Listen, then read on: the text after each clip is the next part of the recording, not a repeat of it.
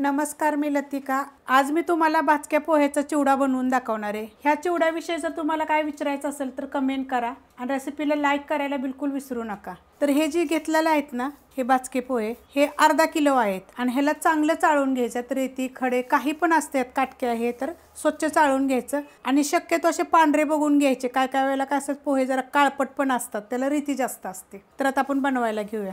तेल गरम करत ठेवलेलं आहे, त्याच्यामध्ये आपण शेंगदाणे तळून घेऊया। तुम्ही डायरेक्ट जरी फोडणी टाकलं तरी चालेल, तसा जरी चिवडा बनवायचा बघायचा असेल ना तर तो माझ्या चॅनलवर आहे।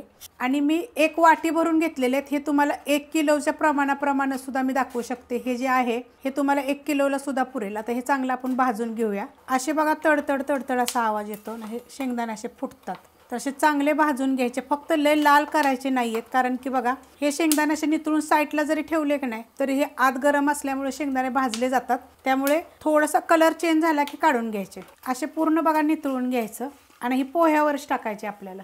आता आपण हे खोबरं पण करून घेऊया। हे खोबरं मी एक मोठ्या आकाराची वाटी घेतलेली आणि एकदम पातळ कापून घेतलेलं आहे। हे जे शेंगदाणे खोबरं तुम्ही 1 किलोचा पण ह्याच्यामध्ये बनवू शकता। हा एवढं खोबरं आणि शेंगदाणे आहेत बघा। अशा प्रकारे भाजून घ्यायचं, जास्त असे काळे वगैरे करायचं नाही, कारण हे खोबरं बघा आपण भाजलंय तर गरम आहे, नंतर आपण काढल्यानंतर लयच लाल होतं। मग अशा पद्धतीत भाजून घ्यायचं। आता हे आपण डाळ पण भाजून घेऊया। डाळ जास्त भाजायचं नाही, थोडं साधारणसं कलर चेंज झाला की काढून घ्यायचं। डाळ पण एक वाटी भरून आहे बघा। आणि डाळीला सुद्धा आपण ना चाळणीनं चाळून घ्यायचं, रेती वगैरे असली तर निघून जाते बघा। असा कलर झाला की काढून घ्यायचं।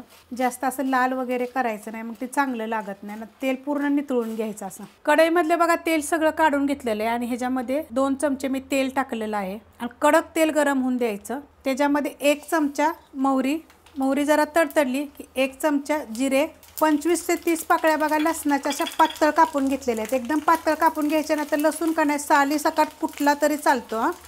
आता ह्याच्यामध्ये 10 ते 15 हिरव्या मिरच्या आहेत त्या बघा, अशा उभ्या कापलेल्या आहेत। त्या बारीक जरी कापल्या तरी चालतील, पण असं काय होतं मधोमध कापल्या का नाही की त्याचा तिखटपणा सगळा मुरतो आणि कडक अशी मिरची होते, आतपर्यंत भाजली जाते। आता हे थोडं 1 मिनिटभर आपण परतून घेऊया। आपल्याला ह्या मिरचीचा आणि लसणाचा कलर चेंज करायचे एवढं आपल्याला हे भाजून घ्यायचं। तर ह्याच्यामध्ये 1 मुठभर कढीपत्ता आहे बघा, धुवून स्वच्छ पुसून घेतलेला आहे। हा पण ह्याच्याबरोबर भाजला जाईल, म्हणजे हे सगळंच आपलं चांगलं भाजलं जाईल। गॅस आपला मीडियम आहे आणि आपण चांगलं भाजून घेऊया बघा। लसणाचा कलर चांगला चेंज झालेला आहे, खरपूस लसूण झालेला आहे आणि कढीपत्ता पण आपला कुरकुरीत असा झालेला आहे।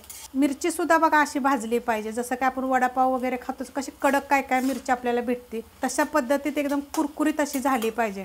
मी ह्या 4 दिवसामध्ये आपल्या ह्या चॅनलवर डेली टाकते बरं का ह्याच्या चिवड्यांच्या रेसिपी। ह्याच्यामध्ये बघा 2 ते 3 चिमूट हिंग पावडर आणि गॅस एकदम बारीक करायचा बरं का, नाही तर हे करपून जातं। मग अर्धा चमचा हळद, गॅस बंद करते आणि ह्याच्यामध्ये बघा 1 चमचा मिरची पावडर तिखटवाली आणि 3 चमचे आपला हा मसाला, जो चिवडा मसाल्याची रेसिपी मी अपलोड केलेली आहे तो चिवडा मसाला आहे।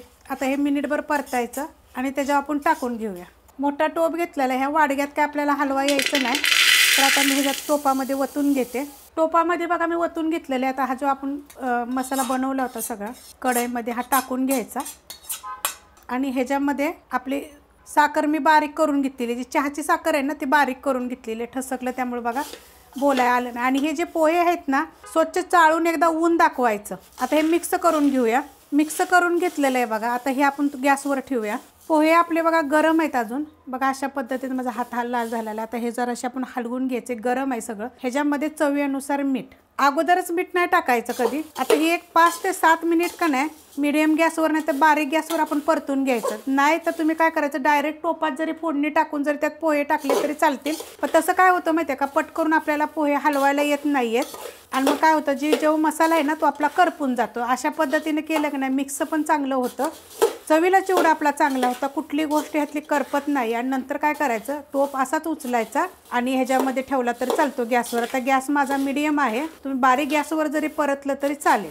परतून घेतलाय बघा, एक 5 ते 7 मिनिट झालं एकसारखा हलवून परतून घेतलेला, एकदम असा कुरकुरीत असा मस्त होतो। पोहे बी खाली तुम्ही जरा थोडेसे सुकवा, चाळा चांगले, 1 नंबर चिवडा होतो। आणि जे चमच्याचं माप सांगितलेलं आहे ना तो चमचा ह्या, आणि आपला चिवडा मसाला 1 नंबर झालेला आहे। जास्त टाकायची पण गरज नाही आहे, जेवढा मी सांगितलं तेवढ्यामध्ये हा अर्धा किलोचा चिवडा बघा बनलेला आहे। जर तुम्हाला ह्याच साहित्यामध्ये 1 किलोचा जरी चिवडा बनवायचा असेल ना तर हे साहित्य चिक्कार होतं बघा. ह्याचे शेंगदाणे हे सगळं जास्त प्रमाणात मी टाकलेलं आहे. तुम्ही ह्याच्यामध्ये तुमच्या आवडीनुसार काजू टाकू शकता, बदाम टाकू शकता, मनुके टाकू शकता. अशा पद्धतीने मी तुम्हाला चिवडा बनवून दाखवलेला आहे. रेसिपी आवडली की लाईक करा, सबस्क्राईब करा, कमेंट करा आणि शेअर बी करा.